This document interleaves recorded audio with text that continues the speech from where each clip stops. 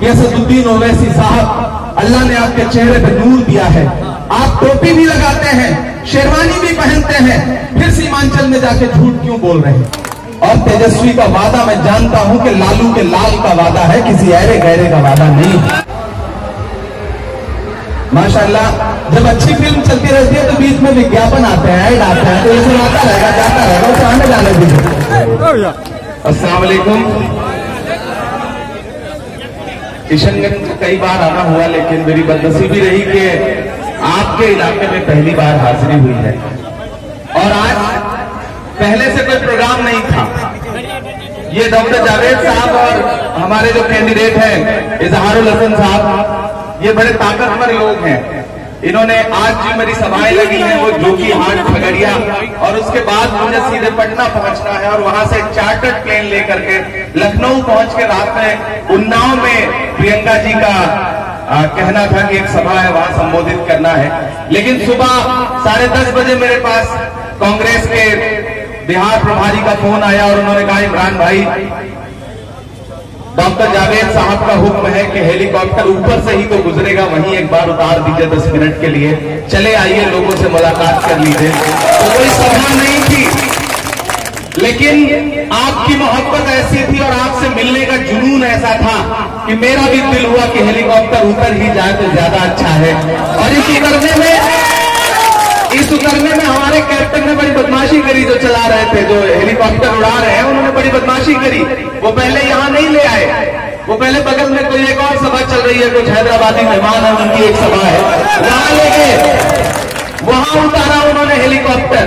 जब हेलीकॉप्टर उतरा तो वो लोग भाग भाग करके आए, सोचे कि मेहमान आ गए, लेकिन फिर उन्होंने जब मेरा चेहरा देखा तो उनके चेहरे की हंसी गायब हुई, तो मेरे चेहरे पे हंसी आई। और इसके बाद फिर हमारा हेलीकॉप्टर वहां से उड़ा, तो थोड़ा ऊपर गया तो मैंने कैप्टन से कहा, अभी मत ले चलो, एक बार और थोड़ा नीचे उतारो। तो 100 फीट जाने के बाद फिर हेलीकॉप्टर उतरा। तो इतना सफर करके आपके बीच में आया हूँ, 2-4 बातें आपसे आज गुफ्तगू करने आया हूँ, और बड़ी संजीदा से। यहाँ पे हैदराबाद से भी हमारे कुछ साथी, सलीम चचा, बिलाल साहब, उनके तमाम साथी, हैबर साहब आरजेडी के तमाम चेहरे मेरे जाने पहचाने हैं। मैं किसका किसका नाम लूं, बस ये जान लीजिए कि किशनगंज मेरे लिए हमेशा एक घर की तरह रहा है। मुझे वो दिन भी याद है जब 2016 में किशनगंज में सैलाब आया था, तब ये जितने सियासी लोग हैं जो दूर दूर से मेहमान बन के यहाँ आए हैं, कोई नजर नहीं आ रहा था। उस वक्त मौलाना साहब हयात थे। मुझे याद है कि मैं अपने दोस्तों के साथ बड़ी तादाद में राहत सामग्री लेकर के पूरे किशनगंज के अलग अलग खित्ते में घूम करके राशन बांट रहा था।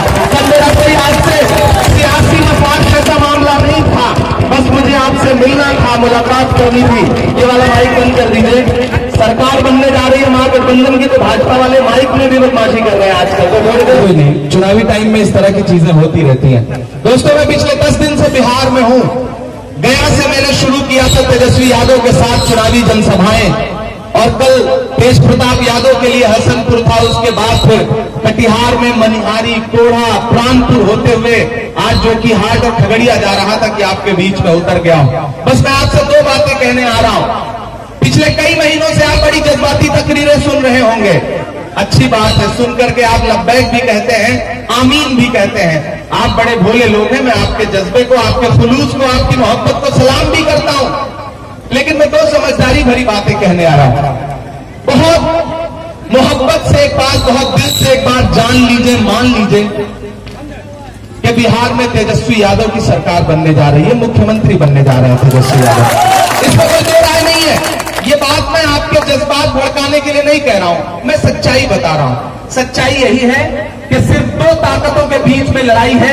एक ताकत है नरेंद्र मोदी और नीतीश कुमार की, और दूसरी ताकत है राहुल गांधी और तेजस्वी यादव की।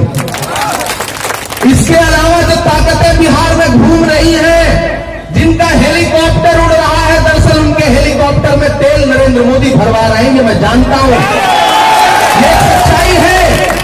इसके अलावा तीसरी कोई सच्चाई नहीं है। वो आपके बीच में आके कह रहे हैं कि हम सीमांचल का विकास कर देंगे, वो आपके बीच में आके कह रहे हैं हम सीमांचल का पैकेज लाएंगे। भाई 2 विधायक अगर जीत भी गए तो पैकेज मांगने तो जाओगे तेजस्वी यादव के ही पास ना, आओगे तो हमारे ही पास ना। तो फिर ये डायरेक्ट वाला सिलसिला आप लोग क्यों नहीं जोड़ लेते? बीच में ये बाबा वाला चक्कर क्यों रख रहे हैं कि एक तुम बाबा तक जाओ तब वो आपको मेन आदमी तक ले आए? डायरेक्ट मेन आदमी से जुड़िए ना। सरकार बनने जा रही है।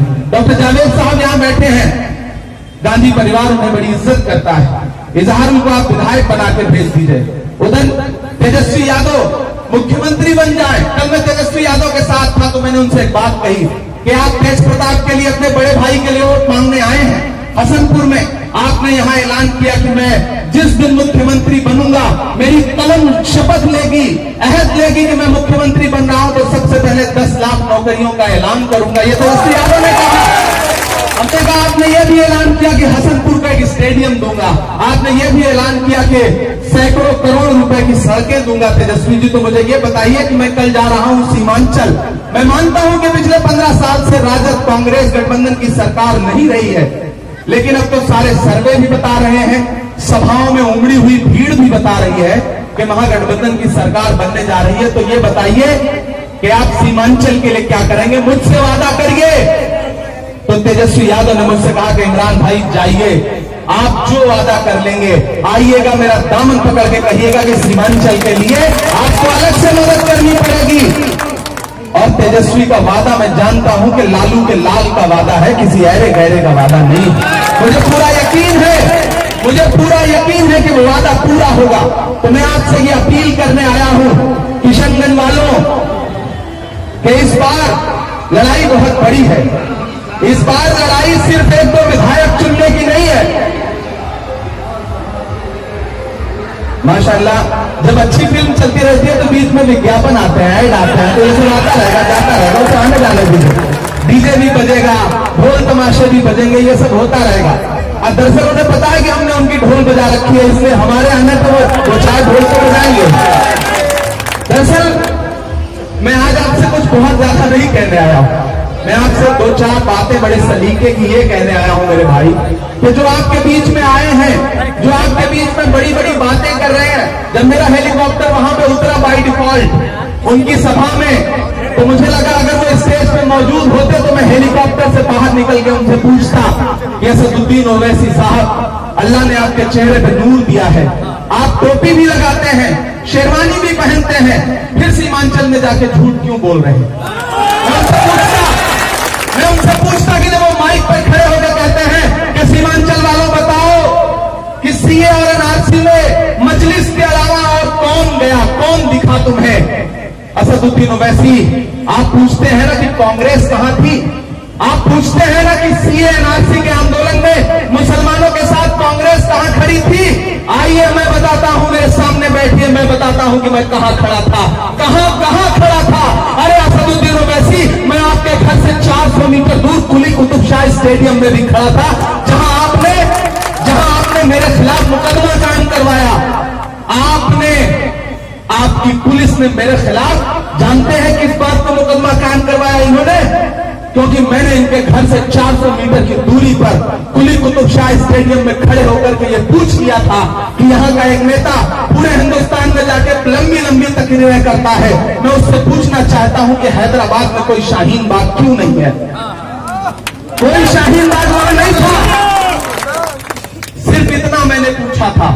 मैंने मुरादाबाद की सभा में खड़े होकर के जब योगी आदित्यनाथ साहब से यह कहा कि आप कितनी भी गोलियां चलवाइए लेकिन इस कानून के खिलाफ इमरान प्रतापगढ़ी खड़ा रहेगा, तो जानते हैं मेरे ऊपर कितने का जुर्माना लगा है?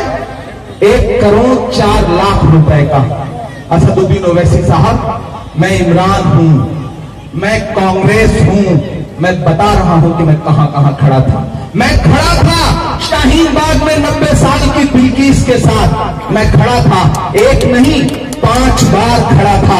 तस्वीरें उठा के देख लीजिए, वीडियो उठा के देख लीजिए। और आप कहते हैं कि सीए और एनआरसी में कांग्रेस कहां थी? अरे जिस दिन पहली बार जामिया की बच्चियों पर लाठियां बरसी थी, मैं अलग ऐलान कह रहा हूं, जो चाहे नजर उठा करके पूरा फेसबुक यूट्यूब खोज सकता है, तमाम टीवी चैनल खोज सकते हैं कि जिस दिन हमारी बच्चियों पर जामिया के गेट पर लाइब्रेरी में लाठियां बरसी थी, उस दिन इमरान प्रतापगढ़ी रात के 10:30 बजे से सुबह 4 बजे तक दिल्ली पुलिस मुख्यालय के सामने खड़े होकर के दिल्ली पुलिस मुर्दाबाद के नारे लगा रहा था।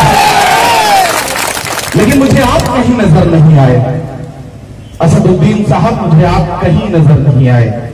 मैं पूरी जिम्मेदारी, पूरी ईमानदारी और खुदा को हाजिर नाजिर जान के कहता हूं कि आप मुझे नहीं नजर आए शाहीन बाग में, आप मुझे नहीं नजर आए जामिया के बच्चों के साथ खड़े हुए, आप मुझे नहीं नजर आए दिल्ली पुलिस मुख्यालय के सामने, आप मुझे नहीं नजर आए पटना के सब्जी बाग में, आप मुझे नहीं नजर आए राजस्थान के टोक के मोती बाग में, आप मुझे नहीं नजर आए गया के शांति बाग में, आप मुझे नहीं नजर आए दरभंगा के आंदोलन में, आप मुझे नहीं नजर आए सहरसा में, आप मुझे नहीं नजर आए राजस्थान के बाकी जो जयपुर वगैरह जो आंदोलन चल रहे थे वहां नहीं नजर आए, आप मुझे नहीं नजर आए सीवान में। मैं इन सारी जगहों पे गया था।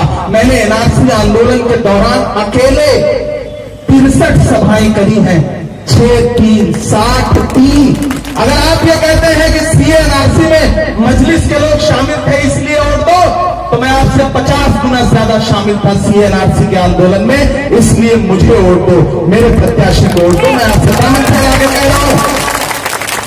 और आप कहते हो कांग्रेस कहीं नहीं थी।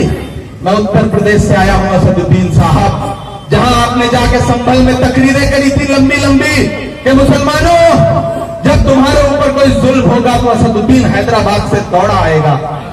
कहां थे आप जब उत्तर प्रदेश की पुलिस ने एनआरसी आंदोलन में 21 नौजवानों के सीने पे सीधे गोलियां मार के उनकी लाशें बिछा दी? हमने उठाई हैं लाशें, हमने। आप कहीं नजर नहीं आए, कहीं नजर नहीं आए। और अगर आप नजर आए हैं तो एक गवाही दे दीजिए, अल्लाह की कसम आज के बाद कांग्रेस के लिए वोट मांगना बंद कर दूंगा। आप एक गवाही दे दीजिए बस। आप कहीं नजर नहीं आए थे।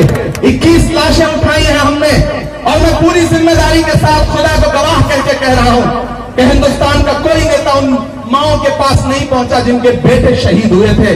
उत्तर प्रदेश में पहुंचा तो कौन? प्रियंका गांधी पहुंची। प्रियंका गांधी ने उन माओं को अपने सीने से लगाया। मैंने बात करी प्रियंका जी से, प्रियंका गांधी बिजनौर गई, प्रियंका गांधी मुजफ्फरनगर गई, प्रियंका गांधी कानपुर गई, प्रियंका गांधी लखनऊ गई। और बताऊं आपको, राहुल गांधी, सोनिया गांधी, डॉक्टर मनमोहन सिंह सहित पूरी कांग्रेस राजघाट पर बैठी थी 3 डिग्री टेम्परेचर में इस कानून के खिलाफ। मैं साथ में बैठा था, वीडियो पड़ा है यूट्यूब पर, उठा के देख लो। आप पूछते हो कि कांग्रेस क्या कर रही है, आप यहां आकर के तकरीरें करते हो कि कांग्रेस भाजपा से मिली है। मायावती का वीडियो देखा परसों का आप लोगों ने? देखा कि नहीं देखा? हम किसके लिए लड़ रहे हैं? हम तेजस्वी यादव को मुख्यमंत्री बनाने के लिए लड़ रहे हैं। हम किसके लिए लड़ रहे हैं? नीतीश कुमार को गद्दी से हटाने के लिए लड़ रहे हैं। असदुद्दीन ओवैसी साहब पूरे बिहार में किसके लिए वोट मांग रहे हैं? एक कोई उपेंद्र कुशवाहा है, मैंने बस ऐसे नाम सुना है, आपने शक्ल भी नहीं देखी है, उसको मुख्यमंत्री बनाना चाहते हैं। किसके समर्थन से? मायावती के समर्थन से।